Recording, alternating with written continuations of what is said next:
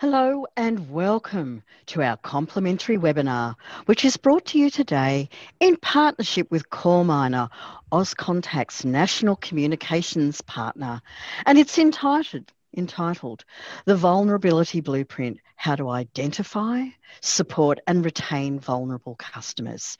Today's webinar will run for approximately 60 minutes, and during that time, with the help of today's special guests, Brian LaRoche and Grace Holley, we hope to spark your interest and engage you in the conversation, as well as provide some ideas to take back to your respective businesses.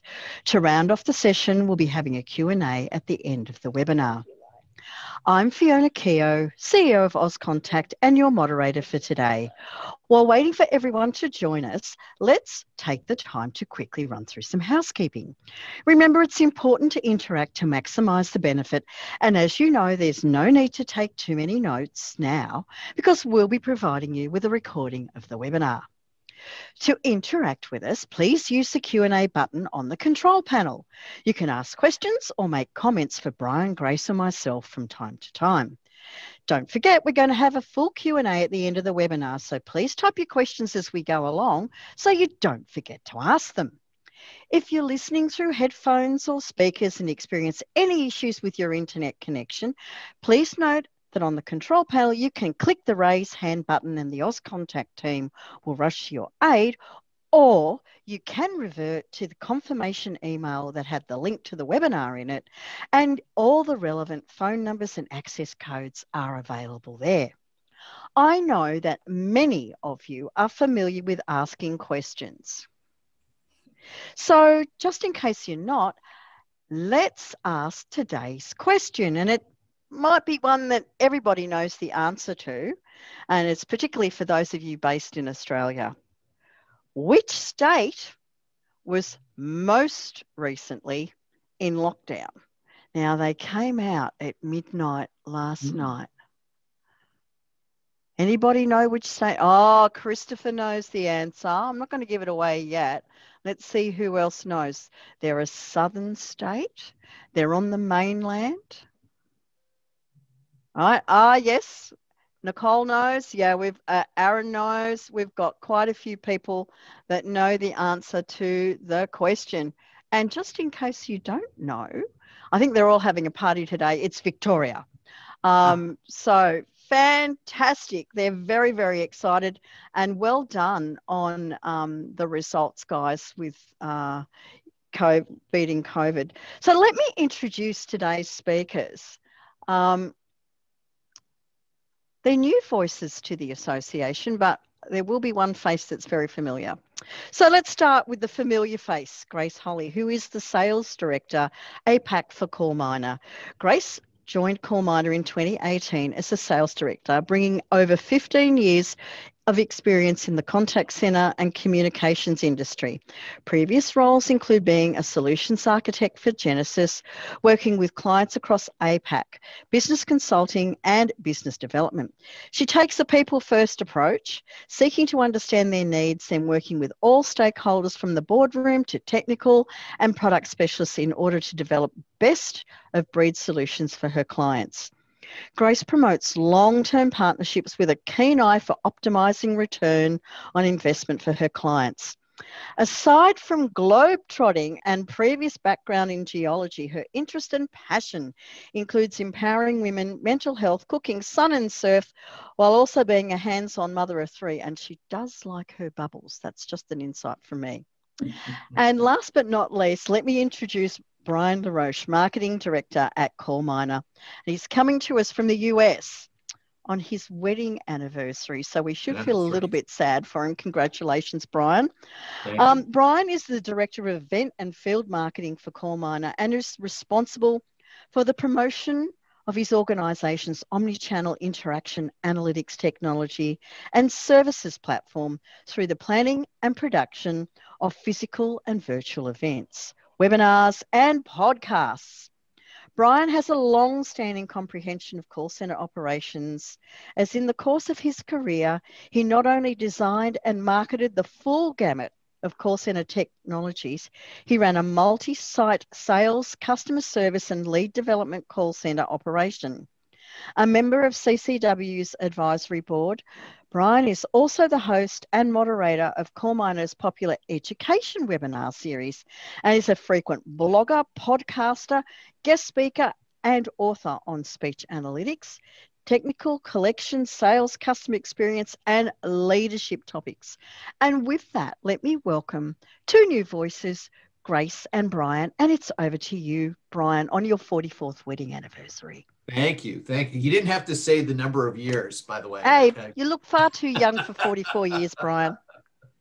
Thank you very much, Fiona. And it is a pleasure to be here. As you can probably tell, again, here in the States, it's 9 o'clock or it's 8 o'clock in the evening here in the US. And I apologize. I realized as I was talking with Fiona and Grace earlier, while it's the summertime for you folks, we're in the midst of winter here. So apologies, but I'm wearing appropriate garb for this time of year here. I live in the northeastern United States, so you can imagine it's a little bit chilly up here. We are thrilled to be presenting here in this forum with our friends Fiona and Jess, and we're even more so delighted to be talking about a topic that is very, very near and dear to our hearts, and that is customer vulnerability. In fact, you know, I think we've all recognized while the pandemic changed everything in 2020, customers are constantly experiencing crisis and vulnerability. And it's a passion of ours, candidly, and the firm belief that every organization needs to set a strategy and a process for understanding vulnerability, extracting and operationalizing insights, identifying at-risk customers, and equipping employees to manage customer relationships with sensitivity, flexibility, compassion, and emotional intelligence. So before we get going, my buddy Grace here is going to take us through. We want to pose a little question. So Grace, can we take them through this question? Yeah, absolutely. Thank you, Brian. And thanks everyone and good afternoon. So how do you define vulnerable person? Is it a person who has lost their job and is unable to pay their bills? A person who is grieving the recent loss of a loved one? A person who is juggling working from home due to the COVID-19? A person who is unfamiliar with digital technology? A person struggling with mental health issue? Or all of the above? So give you a few minutes, a few seconds actually. I think we're having Jess push out the survey to all of you. Yeah. And we by the way, we can't vote. I didn't realize that. I just saw the sign flash up that the host and panelists can't vote. I was ready to cast my vote, but we'll have to go with that of our audience here. And by the way, there is no right answer here or wrong answer, quite frankly. It's a combination of things. So yeah, we're looking for your input and your thoughts relative to this.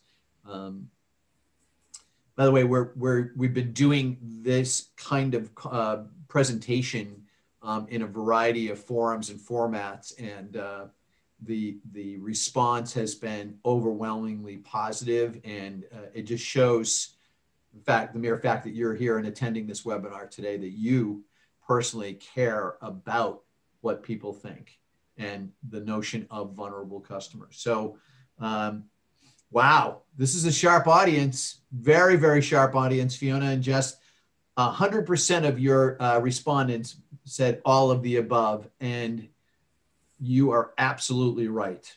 You are absolutely right, all of these things. So let's talk a little bit about the definitions of customer vulnerability. And while we gave a lot of scenarios here, I think it's important to recognize that vulnerability can, in fact, take many forms.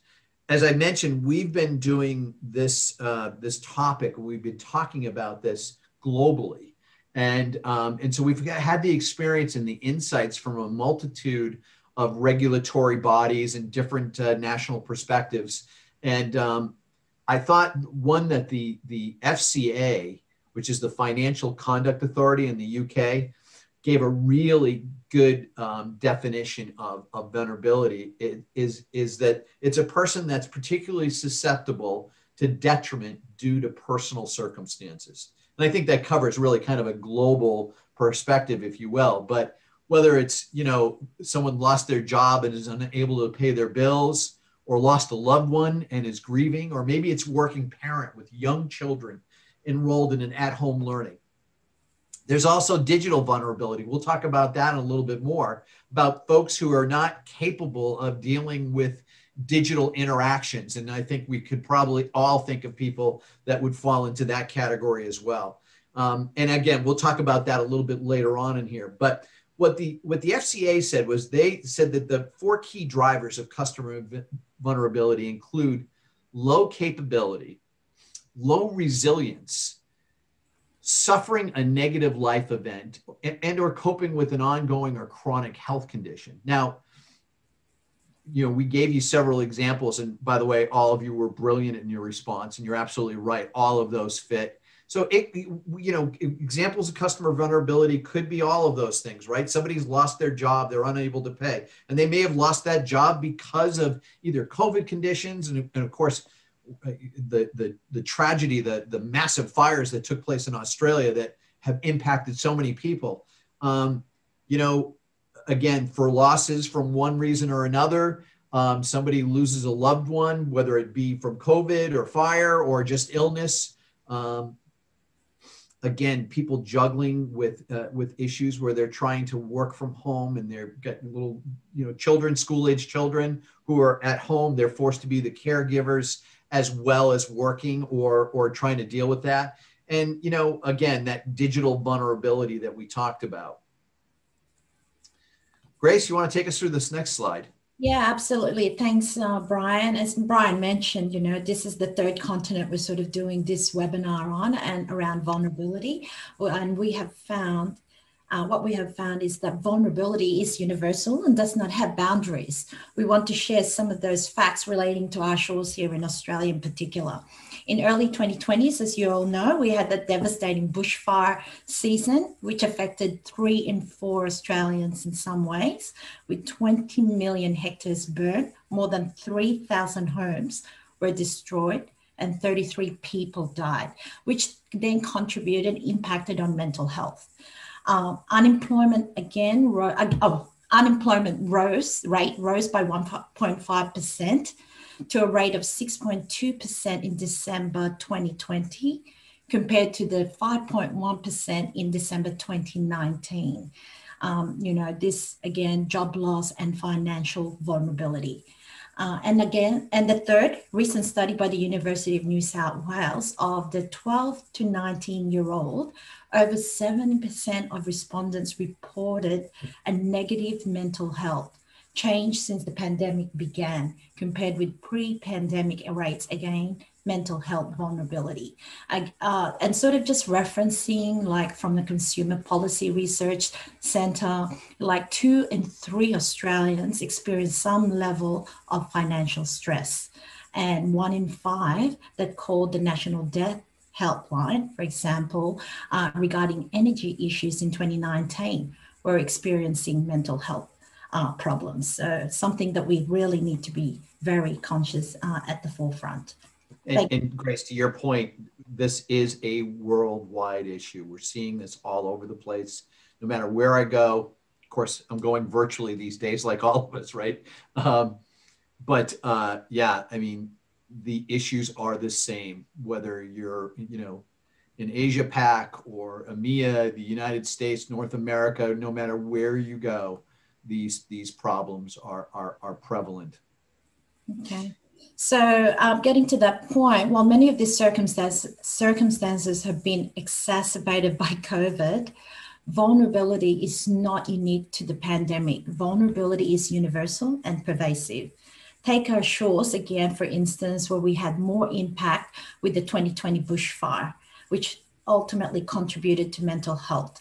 In your organization, if your organization doesn't have an effective process for hearing, understanding, serving, and learning from vulnerable customers, perhaps the time is now to put a program in place. Given the stress and impact of global pandemic, supporting agents and customers is even more important. So thanks, Brian. Yeah, and again, kudos for attending today's webinar, because obviously you folks have a sincere interest in addressing this challenging issue. So we talked about digital vulnerability a little bit before, and I think we all recognize that it's somewhat of a generational issue, right? Although it isn't limited to just the generational issue. It can also be a matter of people not having the appropriate types of digital resources. I know people who don't have, I mean, it seems almost inconceivable to me, but people who may not have a smartphone, they may still be using one of those older phones, or don't have an iPad, don't have ready access to the internet. I mean, and again, whether it's a technical challenge or a service, internet service issue, there are many, many people that come under this category. And of course, in today's climate, people are even at a heightened disadvantage.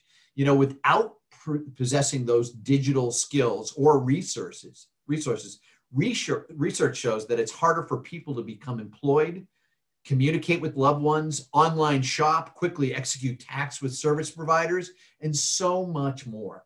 Brands must not only deliver appropriate customer service to those who we consider vulnerable in the traditional sense, they must also go that extra step and provide the means to ensure that the digitally vulnerable can receive their preferred customer experiences as well. In fact, I'll give you a recent example.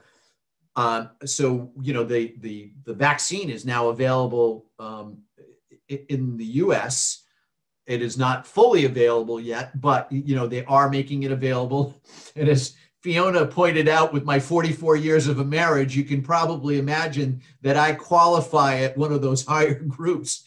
So I have a higher priority to receive the vaccine. And I had to go on to this, the US, it's called the VAMS, the Vaccine Administration Management System. And I have to tell you, here I am not a digitally vulnerable person. I'm pretty digitally capable. I've been involved in technology for most of my adult life. Yet that website for me was even a challenge. And in fact, my wife went to go fill out her things. She could not get through it. And she, again, is a very digitally capable person.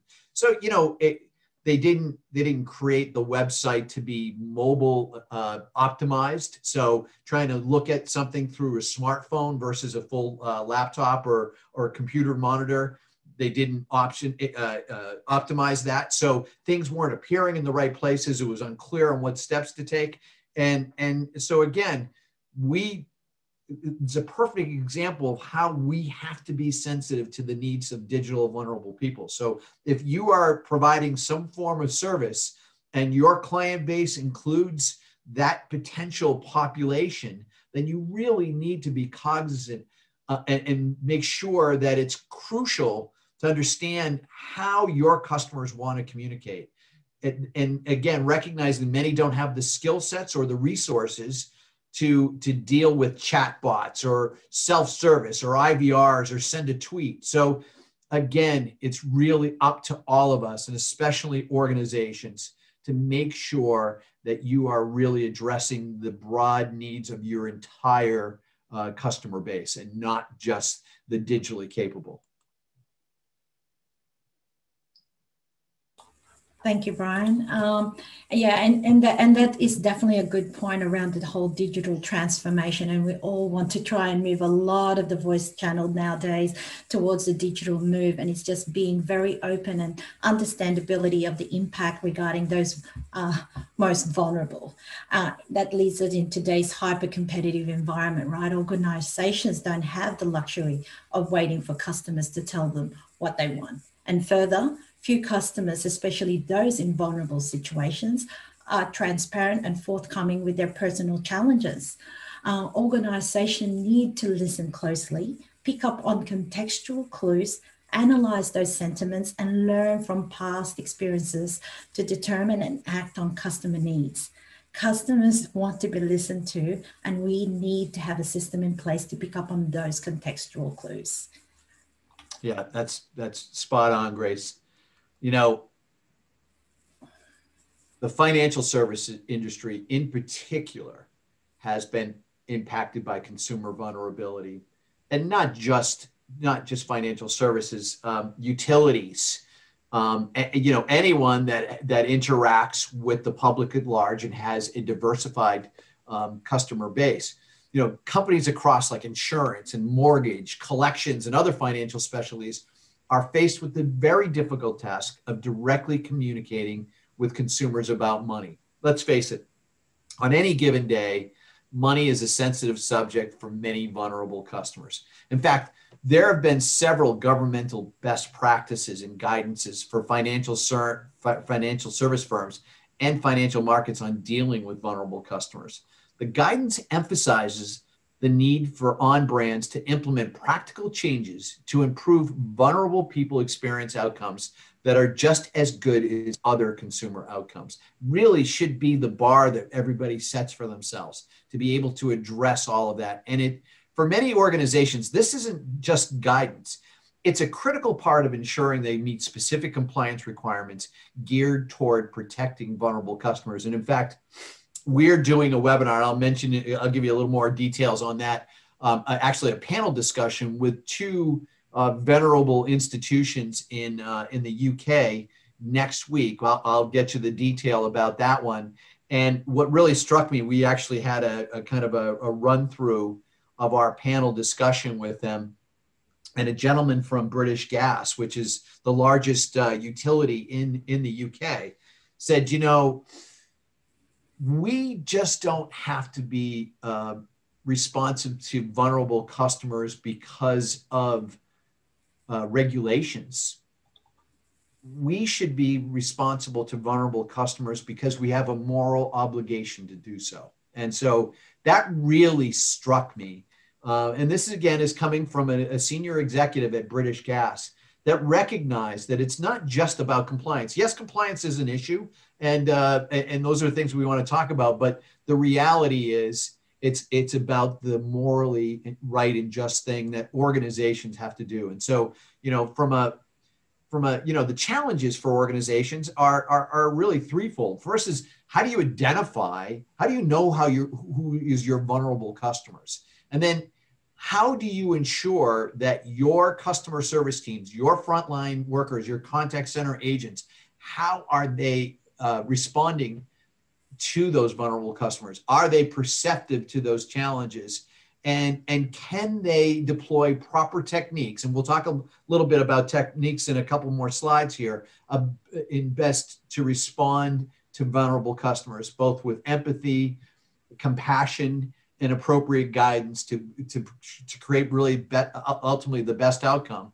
And then finally, are you monitoring your vulnerable customers? Are you monitoring the state of your customers and the voice of your employees to ensure that you are addressing that? And if you haven't figured out, this is leading up to the monitoring part is all about what Grace and I do. We work for a speech analytics and interaction analytics company.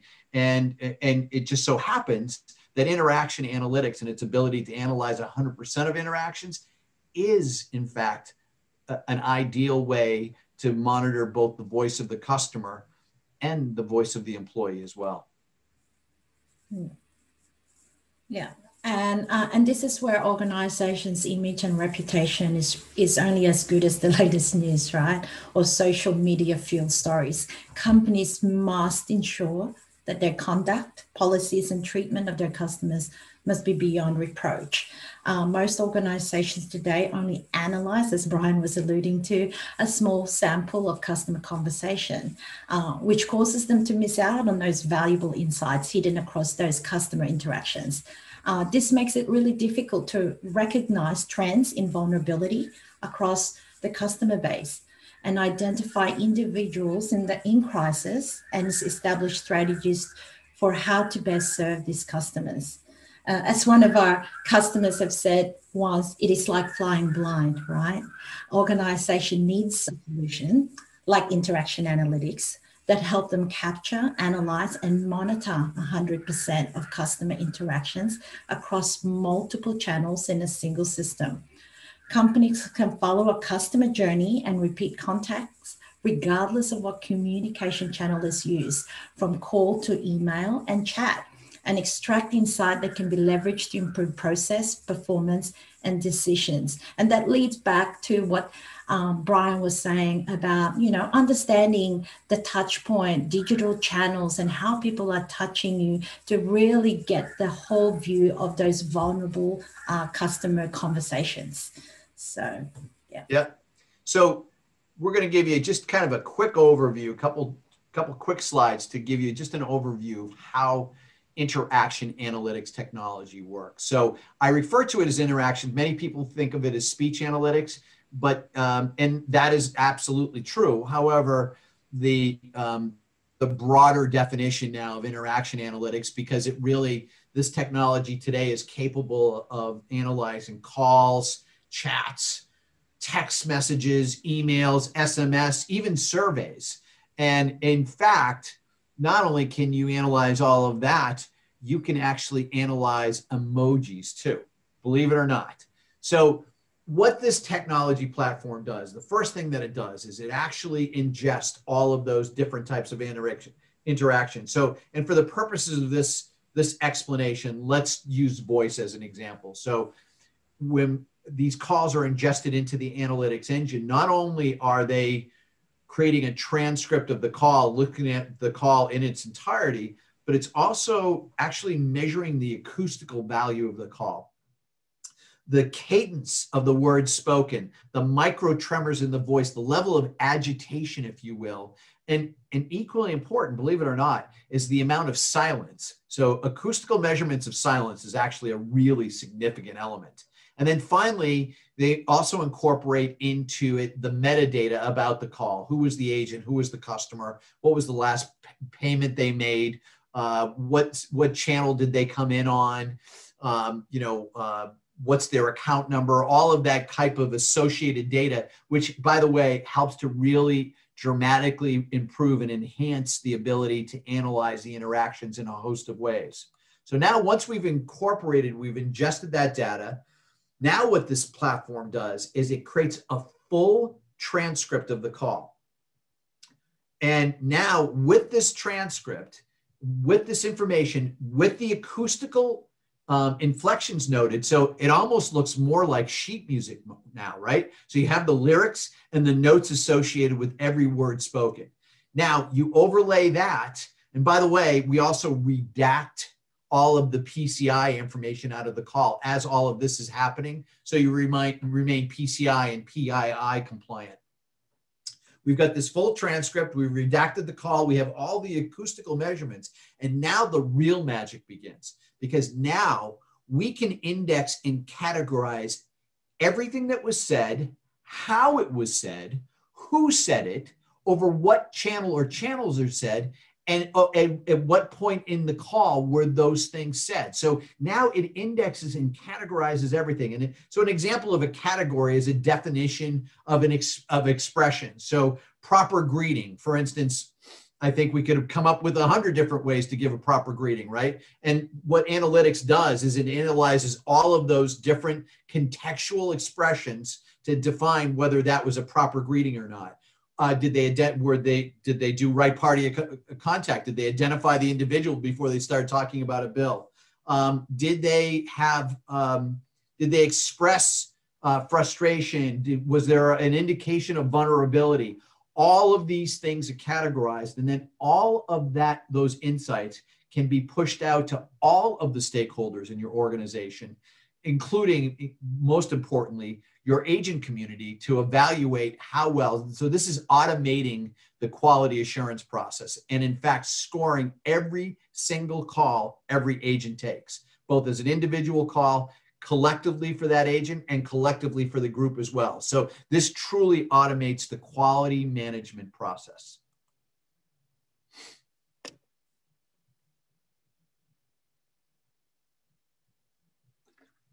You're on mute, Grace.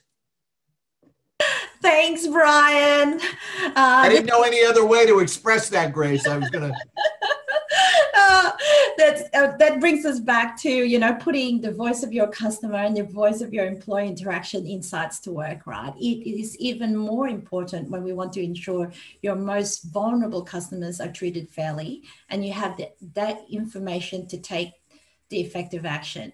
And having the ability to listen, to your customer and your employee, bringing the voice of the customer front and center, and continually understanding your employee's voice and customer conversation to help and assist through those insights. And that's exactly what Brian was sort of demonstrating in those previous slides, is having that ability to understand all those different insights that's coming through and being able to contextually understand those conversations. Yep.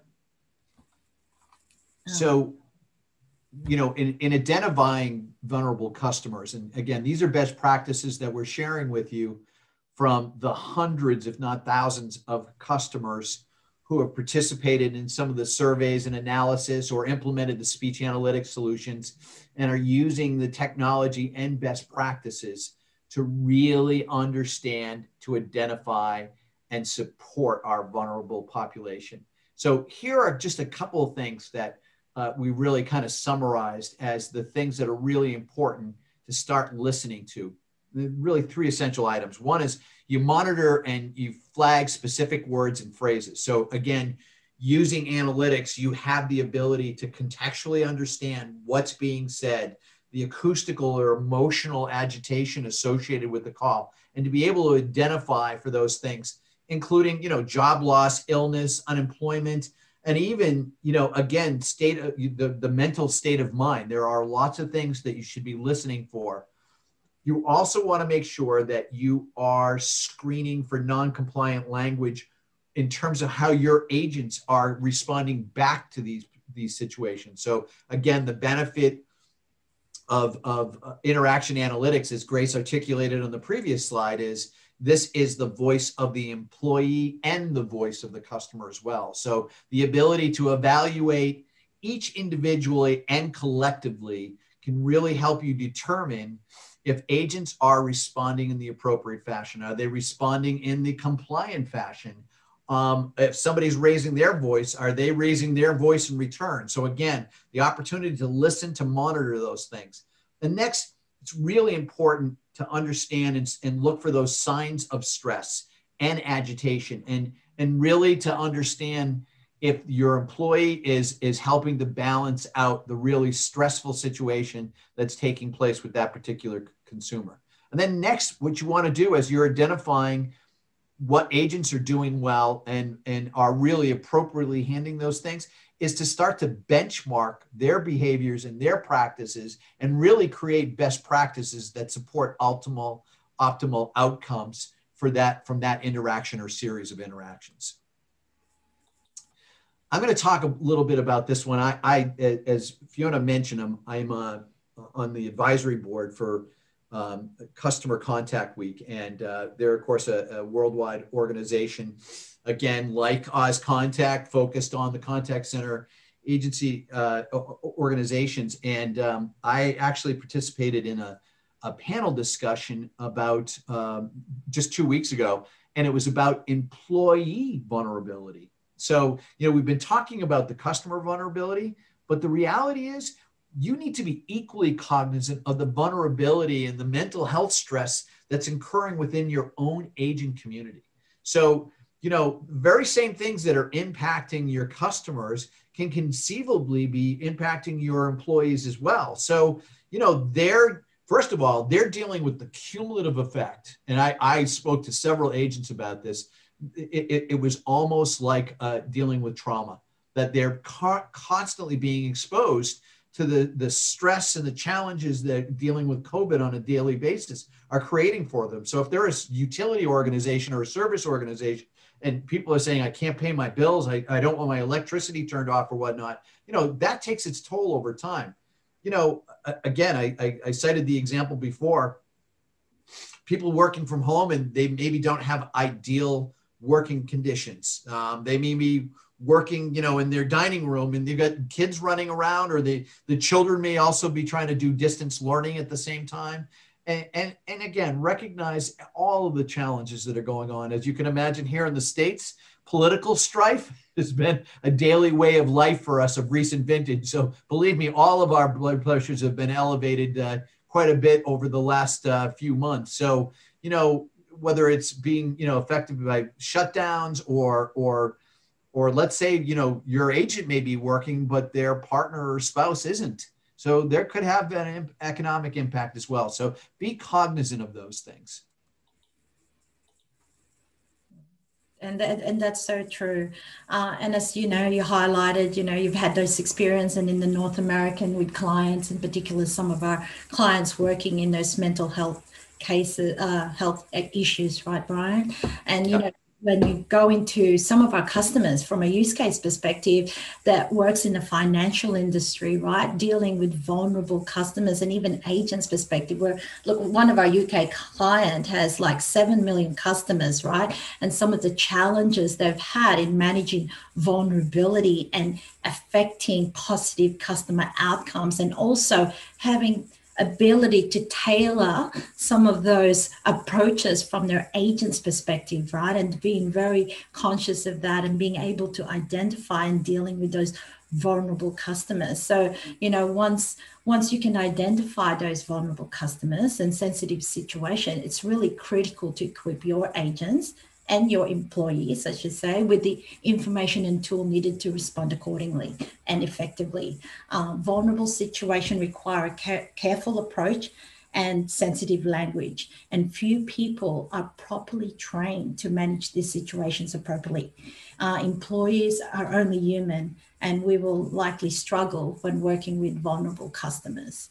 So to improve outcomes, organizations should equip customer service teams with, you know, background information on the customer, such as previous touch point issues, personal information, and the likes, real-time alerts and in-the-moment guidance on how communication with vulnerable customers. I mean, this is a key thing right now where industries globally are driven more towards real-time information, direction to ensure agents stay compliant, as well as recorded objective documentation to respond to audits and complaints, meaningful and fair feedback on their performance during the customer engagement to improve the learning, and post-interaction training to support and drive better customer outcomes in the future. And, you know, from like we say, our clients and customers are really taking a lot of that. And it's all about actioning. You know, it's one thing to do something, analyze it, and we're all driven in our, you know, role in contact center with just plain statistics, right? It's actually now with insights, you have the ability to really drill down and understand what the customer is saying and the true outcome to action it. Thanks, Brian. Yeah. By the way, so down at the bottom of this slide, and we're happy to provide you this information. This is great organization that I think they're based in the UK, and one of mine and Grace's associates, when working with one of our other customers, had turned us on to this this organization called wiseradvisor.org, and they have come up with some great framework for agent guidance. And so they have all these acronyms, Bruce, and they all stand for these different recommended responses for certain situations. So whether it's perceived vulnerability, mental health stress, unemployment, inability to pay, they've come up with all of these great guidelines. So I really suggest check these guys out. It's a nonprofit organization, again, based in the UK, and they've got some great tips and tricks to give for agents. And in fact, one of our large customers in the UK have deployed most of these tactics and these approaches and are finding a great deal of success with it. So check it out. And again, it's www.wiseradvisor.org/vulnerability. So that's just a free plug. We don't have any official affiliation with them, but you know, in light of this topic and the presentation, we really thought it would be helpful for you to have some of that detail. Okay, and then this leads us to, you know, within dashboards, interaction analytics equipping organization to automatically monitor and analyze the context and emotion of communication in addition to the content. Interaction analytics performs advanced acoustical analysis that measures the overall intensity of a feeling through stress levels, voice volumes, speed of speech, and other variables to understand emotion, and can score agents on the empathy and agitation they express. Paired with insight from sentiment analysis that depicts how the customer feels about something, the criteria can be used to build up on more complete picture of a vulnerable customer, including their sentiment and intensity levels. And I think Brian sort of touched on this in regards to his diagram about the flow of speech analytics. And it's really important when you're addressing a vulnerable conversation or a potential vulnerable discussion, because customers won't necessarily come outright and tell you that they're in a particular situation. And it sometimes comes through that whole contextual conversation, how it's said, what's said, level of agitation that is to the conversation. And you can touch on that a bit more. Yeah, in fact, people often, I want to make sure we get through the slides. So I could, if we have time at the end, I can give you a little anecdote about that. But yeah, very, very important. And again, acoustical analysis and the ability to detect emotion and sentiment is really a critical element to help you identify and address vulnerable consumers within your ranks. So, one of the other things that, remember, we talk about interaction analytics as kind of an omni-channel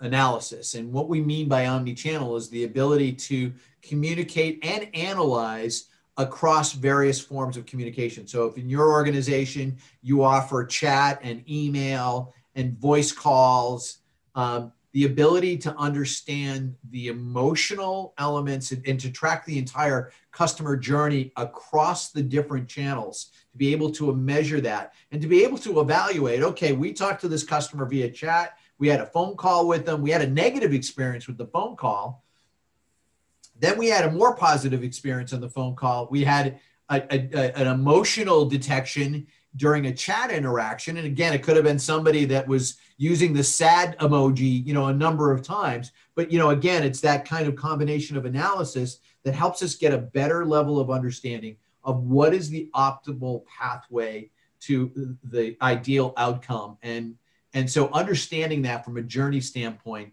understanding the emotional elements is not only improving their outcomes, but, we haven't really talked about it a whole lot here, but also ultimately proves that you can retain more of these customers. And at the end of the day, that's really what we want to do here. So this is actually, I have replaced the names, and I didn't realize it was a subliminal thing when I named Foster Brooks as one of the agents here, but a homage to obviously the national beverage of Australia. But this is actually from one of our customers, actually somebody in the utility space. And this is a scorecard of all of the vulnerability scores or categories that they assess with their agents each and every day. So, if they identified a vulnerable person, did they take them through the appropriate process? Did they acknowledge the customer's current state and status? Did they take the additional steps to check to see, well, are you safe? Do you have running water? Is your electricity on? Those types of things. And signposting, again, is actually one of those indicators from that wiseradvisor.org. So it's literally understanding, did we take the appropriate steps and did we acknowledge and also record those steps? And then one other thing that I thought would be of interest to this audience here is that a PSR mention. So PSR stands for Priority Services Register or Response. It is actually a condition or a status that's imposed by the UK utility regulators to ensure that somebody that is vulnerable is, especially if they're elder or have babies or physically disabled, whatever the case may be, can be prioritized for extra attention if power or water goes off or if they have to get an engineer out there or let's say that their water supply is gone and they need bottled water. So it's just an opportunity to recognize that. And so that is just an indication of that category that this particular large utility customer uses to to evaluate responsiveness by the agents and the state and condition of the customer. Okay, thank you, Brian. I was just busily looking through some chats. So the value of empathy and guiding your agents to provide the right approach.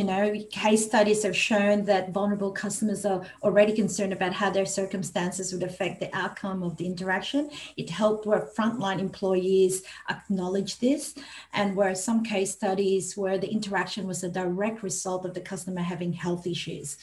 Employees build positive rapport by demonstrating understanding and showing genuine guideline. So, like I think one of the chat was saying, vulnerability is such a broad issue, right?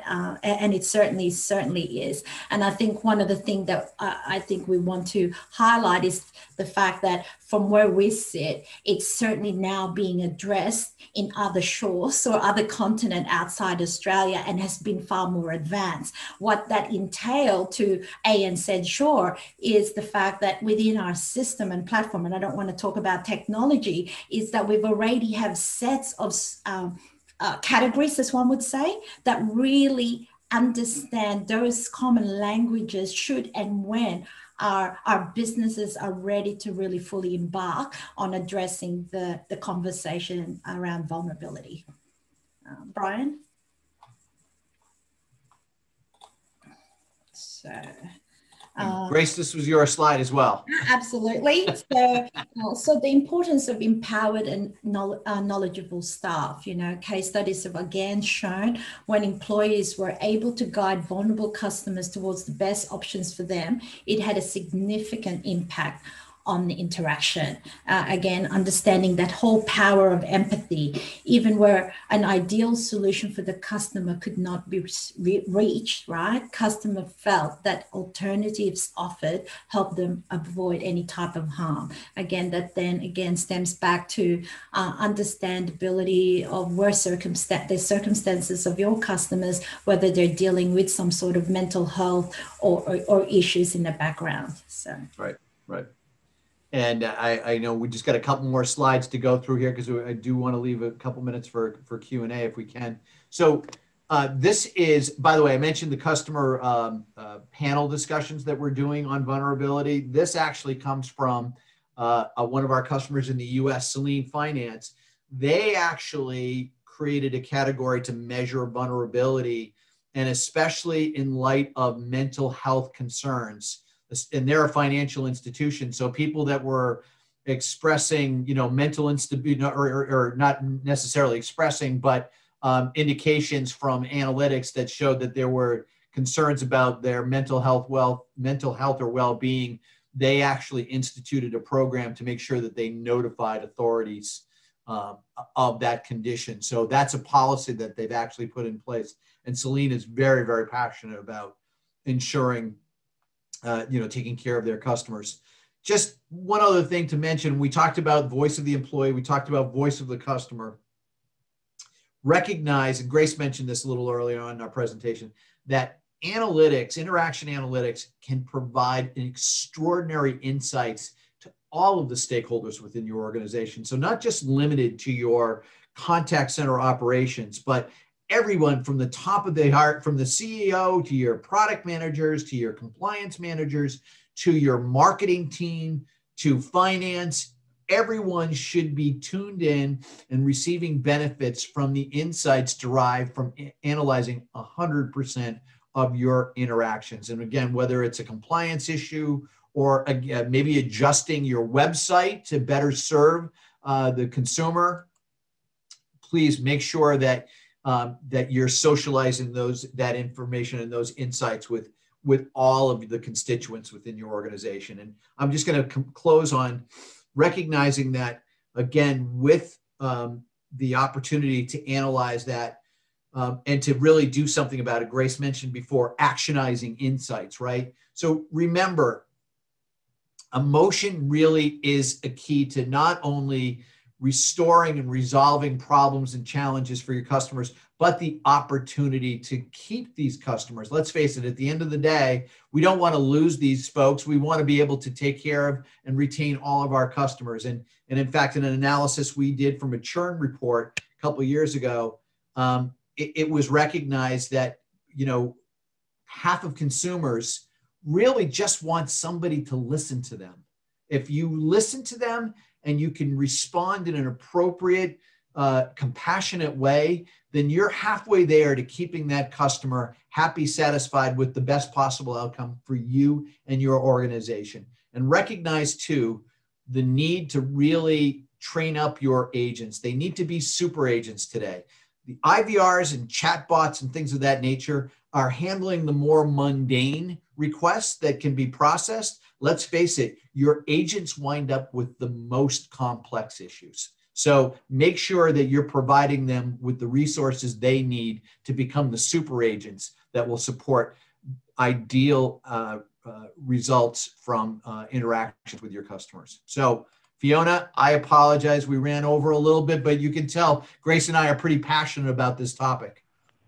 And that comes through, it's marked on your DNA. And what I particularly liked was how you struck the balance between customers and employees, because they're both incredibly important, and in particular, our duty of care to our employees within each of our organisations.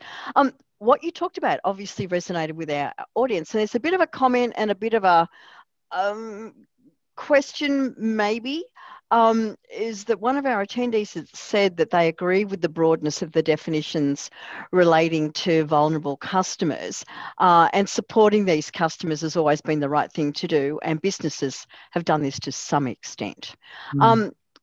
With compliance requirements, in having too broad a definition of vulnerability, it can make supporting those customers more difficult, as organisations may see this support as a cost. Is that something that you've come across, in the US perhaps, Brian, or more broadly? Yeah, it's a great question, Fiona. And we have, again, supporting customers on multiple continents, we're seeing a lot of this. The general rule of thumb has been, start with the definitions that do align with the regulatory elements associated with the nature of your business. So if it's financial services or retail or utilities or healthcare, whatever those are, ensure you're doing that, and then use analytics to help you really start to understand what are those slightly broader definitions. What is the magnitude of those? What's the ramification of those? So, we referred to that, and Grace told it before, insight to action. And so those are the things that, using the analytics, you can start to understand the kind of categories, if you will, that folks are falling into. But, I always stress, listen, you got to start with the regulatory bodies, because that's where the most trouble can take place. You want to really firmly establish that beachhead first, and then work to broaden those definitions that are most specific and relevant both to your customers and to your organization. Thanks, Brian. We've got a question from Lyle. Lyle is really keen to understand how you set the empathy goal. How does this work using speech analytics? Yeah, so that's going to be a variable, and it's like any category, quite frankly. The way you analyze any category and create a score is to weight that score. So let me give you an example. Remember, I gave the example of empathy or politeness as an example. Well, if you wanted to 3 examples of politeness to be able to receive a passing score for a politeness grade for an agent, you would want to see 3 instances of politeness expressed during the course of that call. So each time you scored that politeness, every single indicator would be, let's say, a 33, for instance. So if you wanted to get a score of 100, right, that passing grade, you would have done that 3 times. When it comes to, that's the general rule of thumb for category building and scoring anyways. So with empathy, it's understanding what do you define as expressions of empathy? How are they defined? And by the way, there have been studies that have shown that people start to resent over politeness or over empathy. So, you know, if it's, oh, I'm so sorry to hear that, every other word that comes out of your mouth, after I've said it to you 4 times, Fiona, you started to say, this guy's, he's just rattling this off. This isn't really a sincere expression at that point. And this does take, you know, let me tell you something. There's no easy button with speech analytics. Okay, it does. You know, we're very proud of our platform and the ability and the AI fueled elements of our technology to help actually build categories and things of that nature. But it does take calibration and adjustment. So, you know, you're not going to get the perfect score day one. By the way, in our platform, we actually have a pre-built empathy category that you can download. So it's part of our CX emotion suite of products. So it's already built, but then again, you'll want to calibrate that to be reflective of the specifics of your organization, your business guidelines, rules, and of course, the definitions that you are applying for your customers and for your agents in terms of how they're dealing with those issues. Yeah, and you're so right there, Brian. The one thing you don't want to hear is somebody sounding either heavily scripted or disingenuous in terms of the empathy, because, you know, it becomes sorry, not sorry. In some respects, that sounded terrible, didn't it? I am sorry. So we do have a question from Aaron, and he's diving deeper into the implications and the potential of analytics. Where do you start? What online resources or communities would you recommend to dive deeper and or share insight into analytics functionality? Yeah, so I'm going to answer it from our organizational perspective. Again, there is no easy button, but there is an easier button. And what I mean by that is that part of our platform, you don't start from scratch.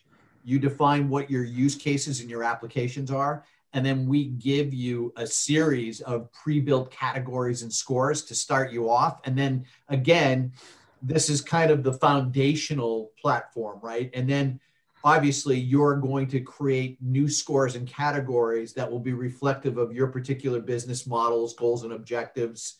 And so, you know, you may want to create specific scorecards reflective of script disciplines, as an example, or you have specific offers that you generate for your customers. You may want to develop certain categories or scripts specific to that. In our organization, we actually have a very vibrant user community called engagementoptimization.com. And you actually can join that. So look it up. It's in all one word, engagementoptimization.com.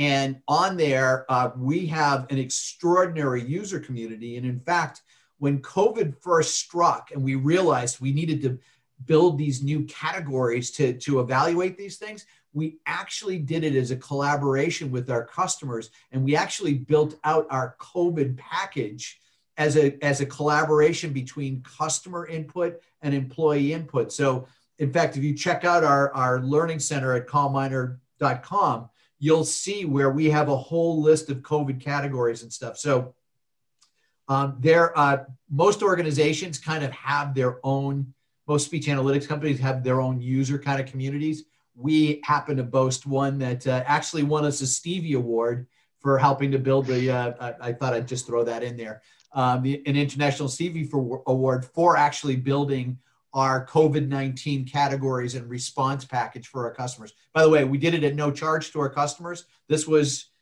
to help our fellow mankind. Thanks, Brian. We're almost on the hour, but I have one last question from Sharon. And her question is, do you see quality evaluations as becoming 100% automated? I can answer that categorically, absolutely no. Here's what automating quality assurance does, is it allows you to do targeted coaching. So in other words, You know, if I'm scoring Grace for the week and she's averaging 60 calls a day and 300 calls a week, and in analyzing all of those calls, I find that her call openings are great. She's polite, she's empathetic, she does all those things, but she doesn't do a good call summary or call closing score, right? And so instead of me having to listen to a bunch of random calls and then guess at which calls were right and wrong for her, I can now use the summary of all of her behaviors and her performances for the week, identify the areas where, first of all, I can compliment Grace on being at the top of her group with politeness scores and empathy and agent ownership. And Grace, I've just noticed that you're struggling a little bit on your call closing. So now I can actually focus on that as a coaching element. We can listen to those calls together. I can literally pull them right up. I can see anything that was a bad score, click on it, see the transcript, listen to the call. And now you can so here's what happens. When you do automated QA, instead of as a performance coach, listening to 90%, spending 90% of your time listening to calls and 10% of your time coaching, now you are coaching 90% of the time and listening to calls 10% of the time. I hope that answers that question for you. Thanks, Brian. Yeah, no, it's a very well-balanced answer. And I want you to be Grace's coach going forward. Thank you for that. So I cannot believe... I do what I can, Fiona. I know. There's a lot to work with there, though. Well, I can't believe how quickly that hour has flown past.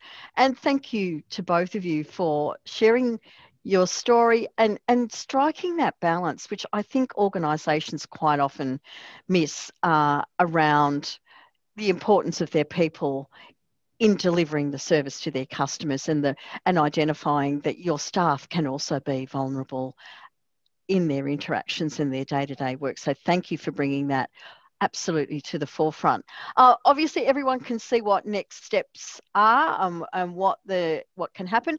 If anybody has asked a question and identified themselves in asking a question, either Grace or Brian will come back to you. Anyone that asked a question anonymously, unfortunately, we can't answer those because we don't know who you are. So that's always the challenge when you're anonymous. We can't always come back to you. With that, I want to say thank you once again to Grace and Brian. Brian, you are allowed to go back to your wedding anniversary. And to everybody that attended today, thank you for your attention. Thank you for your participation. And thank you to CallMiner for their support over the last 12 months. It was a pleasure and an honor, Fiona. Thank you. Thanks so much, everyone. Have a great rest of your day, wherever you might be. Thanks, everybody. Cheers. Fiona, bye. Bye.